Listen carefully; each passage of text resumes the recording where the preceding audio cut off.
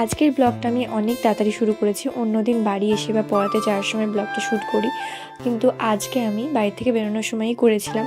মুডটা ভালো ছিল আর কি সকাল সকাল, সেই জন্য। তো তারপরে প্রথমত এক ব্যাচ পড়িয়েছিলাম, তো এক ব্যাচ পড়িয়ে আমি বাড়ি চলে আসি।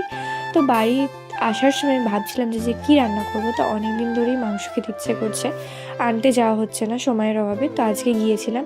তো প্রথমত আগেই নিয়ে নিয়েছিলাম পরোটা, কারণ আমার প্রচণ্ড খিদে পেয়ে গেছিলো। তো ভাবলাম যে পরোটা খেয়ে সমস্ত কাজ গুছিয়ে তারপরে রান্নাটা চাপিয়ে দেবো। তো সেই মতো আমি কাজও করে ফেলেছি। তো বাসন টাসন প্রথমত সকালবেলা মেজে নিয়ে তারপরে আমি ভাতটার দিকে চাপিয়ে দিয়েছিলাম। আর ভাতটা চাপিয়ে দেওয়ার পর আমি আর কি সমস্ত মশলা করে নিয়েছিলাম মাংসের জন্য, যেগুলো যেগুলো লাগবে। তো আজকে না আমি একটু অন্য টাইপসের করেছি, একটু দইও অ্যাড করেছিলাম চিকেনের সাথে। ভীষণ ভালো লাগে ওটা খেতে। তো আমার মাংসের তুলনায় আমার মশলা একটু বেশি হয়ে গেছে, কিন্তু খেতে খারাপ হয়নি, খেতে ভালো হয়েছিল।